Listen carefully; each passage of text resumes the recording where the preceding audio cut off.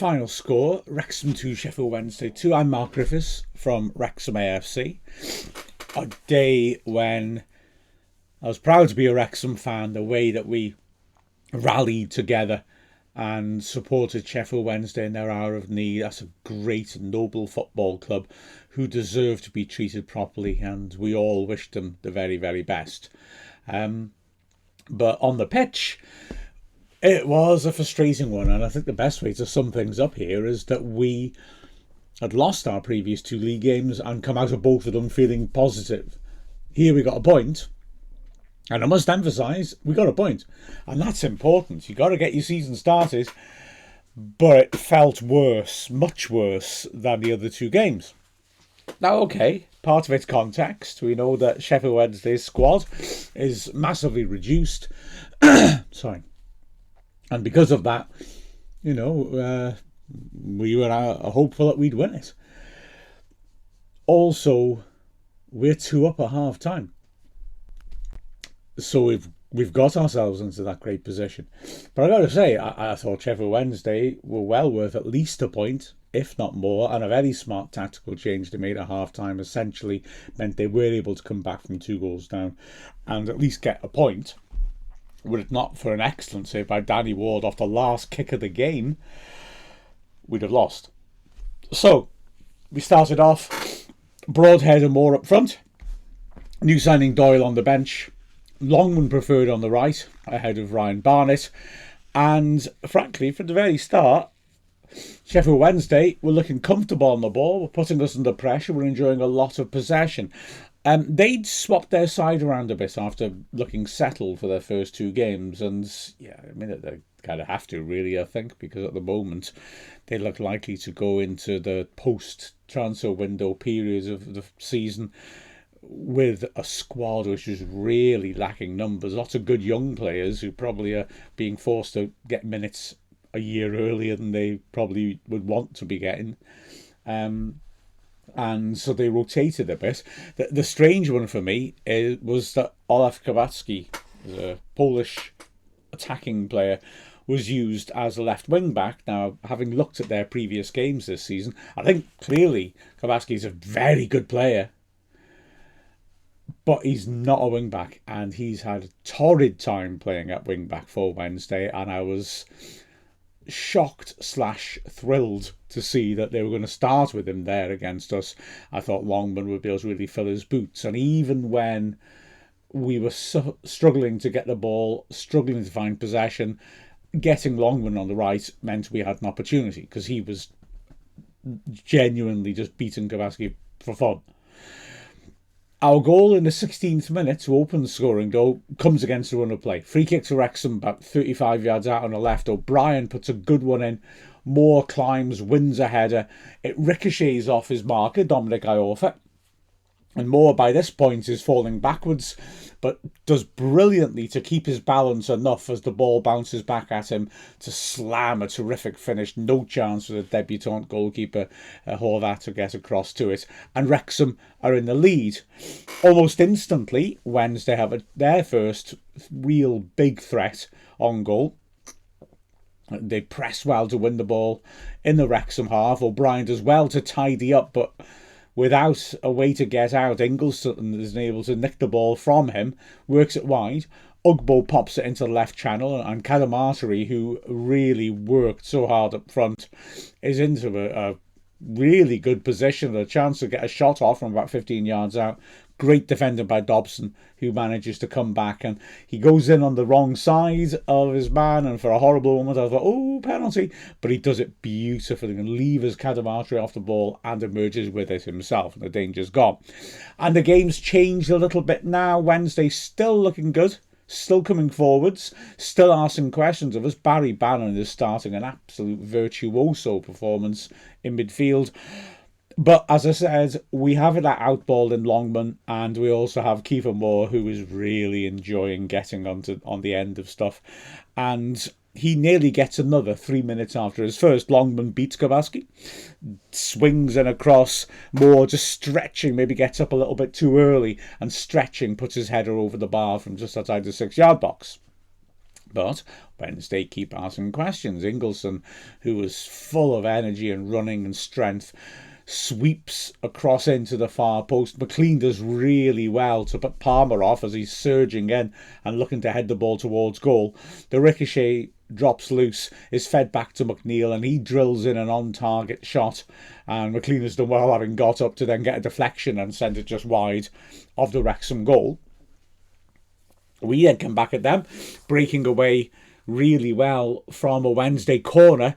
Oh, my word. Brunt gets a touch. I mean, I've got to say it's a dangerous corner. We allow it to carry to the far post, where Brunt manages to get the ball clear.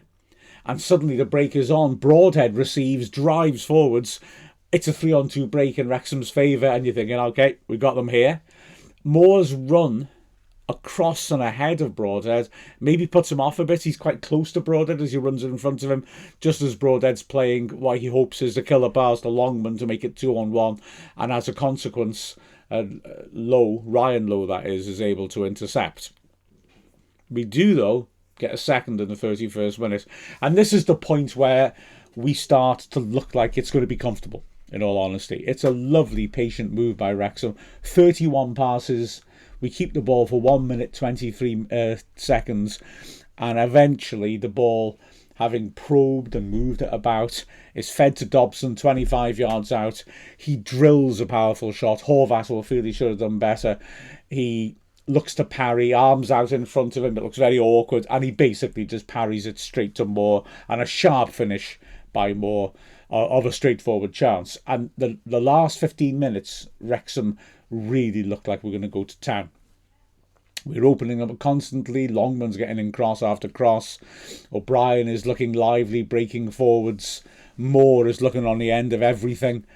And Wednesday's defence looks very open. There's gaps. You can break into the channels easily. They are looking very, very stretched. And it does look like, OK, game over now.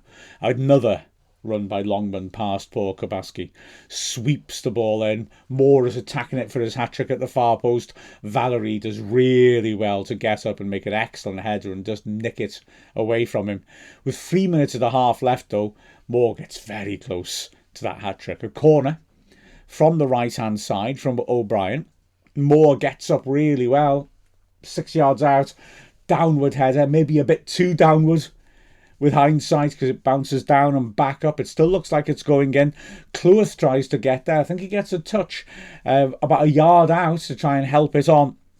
It's a super piece of work by Lowe, who is able to get a foot to it, but it's still spinning towards the goal, and Horvath does well to react. Good footwork and stretch, and he's a big man, and just about claw the ball clear. Within a minute, again Moore is threatening. This time a glorious pass by Matty James over the top of the defence. Moore runs in goal side of Lowe, the last defender, leaps, takes it on his chest really well, and you think, wow, if he can bring this down, carry on and score, brilliant. But Lowe does very well to just nudge him without fouling him, because he's the last defender, like I said, and put him off balance and nip in and come away with the ball. In the last of 2 minutes of added time, there is though a warning from Sheffield Wednesday. McNeil breaks down the right, swings across into the far post, and it's a free header for Kabatsky. But he makes a hash of it on the corner of the 6-yard box and puts it well over. It's a warning in a lot of ways, though. At the time, I was saying, oh, this is just typical of a team that's down on its luck. They're playing well, but at both penalty areas, they're not good enough. They're not taking their chances, and they're not defending well enough, and they're getting punished. For the first 10 minutes of the second half, it feels like that. The second goal seems to have maybe just broken their spirit slightly, and Wrexham are still getting at them. But we don't make any real clear-cut chances. We squander some good opportunities. We get into great positions, but we're not getting that final ball right. And they've changed to 4 at the back, and this is crucial. That chance they had isn't just a precursor of what's to come, because they will come back. It's also Kabatsky doing what he does well, getting into attacking areas, or admittedly he makes a mess of the header, and McNeil causing problems on the right. And Wednesday will really make hay, especially down the right-hand side of McNeil. Sometimes the player breaking down there to deliver. So, like I said, about 10 minutes into the second half, things change. Wednesday start to really monopolise, and we're struggling. Bannon is drifting around slightly deep in midfield and is pulling the strings. And the quality on the ball is absolutely outstanding from him. He's magnificent, and we give him enough time. You don't have to give him time for him to show his quality, but we give him a lot of time, and he's just striding around. He seems to be everywhere. The weight on his passes is brilliant. The mixture, the range, short passing, long passing, is really good. And of course, he'll pop up. He will score the crucial first goal. He's not only drifting around in space in midfield, he's coming forward. He's judging the game so well and getting into attacking positions. This is a top-notch 5-star performance by Bannon, although I'd have liked to have seen us closing down a lot more often. Also, this switch to 4 at the back means Kabaski's not playing at fullback anymore. And Palmer, who is a very good one-on-one fullback, in fact, I wondered whether Longman was chosen ahead of Ryan Barnett because Palmer is good and has been playing on the left. Because if Longman can't get past him, he can still cut back and give quality on his left foot, can't he, without beating Palmer. So Palmer's now on the right, and Wrexham, on the left. Wrexham are no longer creating as much. I don't know, it was Lowe, wasn't it? Yeah, Lowe and Palmer are playing as fullbacks, and they are looking very, very solid indeed. Wednesday's defence looks a lot better, but we're not getting the ball, and we start to drop off a bit deeper. Panicky clearances rather than trying to play our way out, and Wednesday are just smothering us. They're getting overloads on the wings, or at least they're exposing our wing backs. They're getting lots of good quality crossing positions, and they're delivering from them. First sign of threat is a long throw from Ingleson, which is half cleared. Bannon feeds a nice square pass in. Ugbo has an opportunity. Brunt goes in well. It's a free header in the near post for Ugbo, but Brunt gets across really well to put it off. And, well, it looks very much like Ugbo heads it wide from 6 yards out. The ref gives a corner. Wrexham are astounded, and I think it was a goal kick, to be honest. But they keep going. Another moment of danger. A scramble in the box. Cody has to make a tackle to stop Cadamarteri. He's running down the right channel. It ricochets. McLean tries to make a tackle at full stretch as a ball drops loose and hits it against Cleworth. It ricochets back out again, and Cadamarteri tees up Ugbo, who should do better. He hits the ball too straight from about 15 yards straight at Ward. In fact, I've got to say, I don't want to be critical, but Ugbo does come off eventually, and Jamal Lowe comes on, and Lowe makes a real impact. And I can't help feeling that Wrexham are a bit lucky that during this period when it's 2-0 and 2-1, the chances are falling to Ugbo, who doesn't look composed in the box. The first goal does come, though. It's controversial in that Wrexham want a free kick. We're under a lot of pressure. The ball is cleared accurately to Moore, but Iorfa does well to nudge around him and prod the ball to Palmer. Is it a foul? Moore feels he's being held by Iorfa. I think it's a 50-50, to be honest with you. He does put his arm around Moore's waist. I think Moore feels it and thinks, right, I can relieve the pressure by getting a free kick here. But the referee judges that Iorfa's not really being sort of physical enough to really hamper Moore. He could probably hold her up and carry on. I get that. I can see why the ref didn't give it.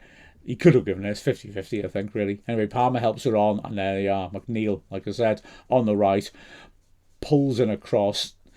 It's intercepted at the near post, but under pressure, Brunt can only prod it away, and Bannon is there, 15 yards out. Similar situation to where Ugbo was. Bannon's not going to miss it. Drills it into the net, and it's 2-1, and game on, because Wednesday keep pushing on, and we're still massively struggling to get out and be constructive. Bannon drills a ball forward, which Cadamarteri does well off balance to prod the ball on with his toe, and Kabaski suddenly is running through the middle one-on-one with Ward, or so it appears. At the last moment, a brilliant saving tackle by Cleworth, lunging in across Kabaski. Again, get that wrong and he's off. Gets it right. And the ball is clear. The Wednesday fans at the far end of the ground screaming for a foul. But yeah, those of us who are closer could see it was really well executed. Then comes the craziest of scrambles. Bannon feeding it down the left again. A lovely ball, just lifts it over the top. And Kabasi's 1-on-1, and this time he's clear. Down the left channel. It's a tightish angle, and Danny Ward does really well. Comes out, stands up big, blocks it with the chest. It drops into the goalmouth, and the madness begins. Matty James does well to get to the loose ball, but he can't keep it close enough to him. Loses out. Ugbo tries a shot. Dobson blocks it well. Ugbo then does really well, and this is now in the 6-yard box, to tackle back, and the ball drops loose. Brunt tries to clear, but his clearance hits Cleworth. Oh, by this point, I'm having kittens. The ball falls loose. Ugbo does really well to slide in and keep it from going behind, and hooks it backwards. Kobiaski looks like he's been set up perfectly to smash it in from about 6-7 yards, but he slips as the ball's coming towards him. Cody gets in and clears it, but only as far as Ingleson. He miscontrols it, and it falls to Bannon. He squares it for Palmer, and from 18 yards out he takes a blast, but 2 Wrexham players lunge to block, and in trying to lever it above them, he puts it well over the bar. You know, when you think about it, scrambles so often just don't lead to goals because there's so many bodies in the box that everything's getting blocked. But this felt like one where everything was so out of control. It felt like every split second there could be a goal. It really felt, how have they not got this in the net? It was an incredible escape for Wrexham. But we won't manage an incredible escape, of course, overall. 68th minute, we make a change. Nathan Broadhead, especially in the second half, has been difficult for him to get involved in the game. Kiefer Moore's not having the same influence. He gets a knock on that ankle that he hurt at Southampton and is off the pitch for a while getting treated. Phil Parkinson reveals after the game that actually he took a knock on it in the first half and they were contemplating bringing him off. Moore was keen to stay on the pitch. He wants that hat-trick, of course. But yeah, he wasn't able to be as influential. To be fair to Broadhead and Moore, the ball's not getting to them. So Broadhead comes off, Smith comes on. Within a minute, Wednesday are coming forwards again. Again, it's Bannon playing the pass that really gets things going, working it down the left-hand side. And Ingleson feeds it in to Ugwu. And his shot is low down across Ward, but he doesn't manage to quite pick out the corners, and Ward gets down well to hold on to it.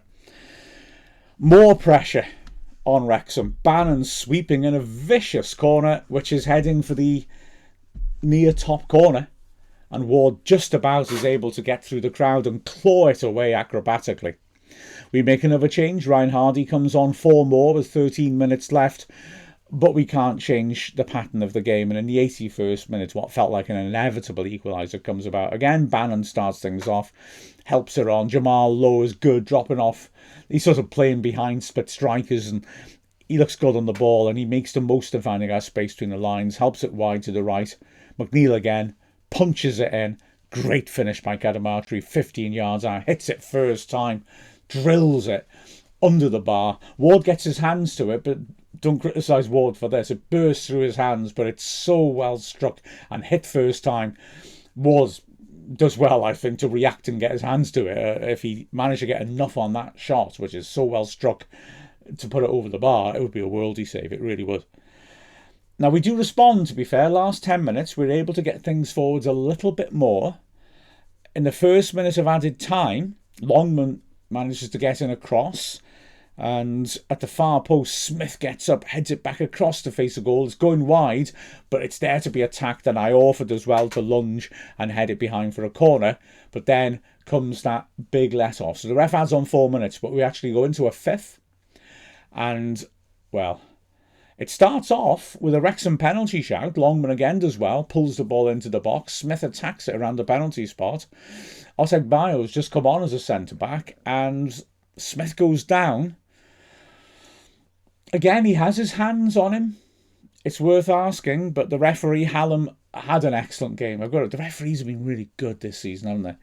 And I can see why he doesn't give it, put it that way. The ball ricochets out, and we've been overcommitting, and we're wide open. And suddenly, when the ball is laid backwards by McLean, a great lunging tackle by Lowe means that we're opened up. It's a 3-on-2 break. Fusira drives through the middle, and they work it perfectly. pops it to Lowe, having drawn the two centre-backs. Lowe first time across to McNeil. He's one-on-one with Ward. It is literally the last kick of the match. He brings it into the box in the right channel, much better angle than Kabaski has, but Ward does the same. He stands up brilliantly and gets the block at either his chest or maybe just his arm swinging around. Great save by Ward. Saves us the point as it ricochets out to Brunt. The final whistle goes. Wow. And we've gone from apparently having the game won to needing Danny Ward to save us right at the end. A remarkable game. Remarkable support from the Wednesday fans and brilliant support of them by the Wrexham fans. It is a point, and it's important to get off the mark. If that last chance had gone in, you really would have been feeling a bit bothered. As it is, disappointing that we didn't win it, but okay, we go again. With a final score of Wrexham 2, Sheffield Wednesday 2. I'm Mark Griffiths from Wrexham AFC.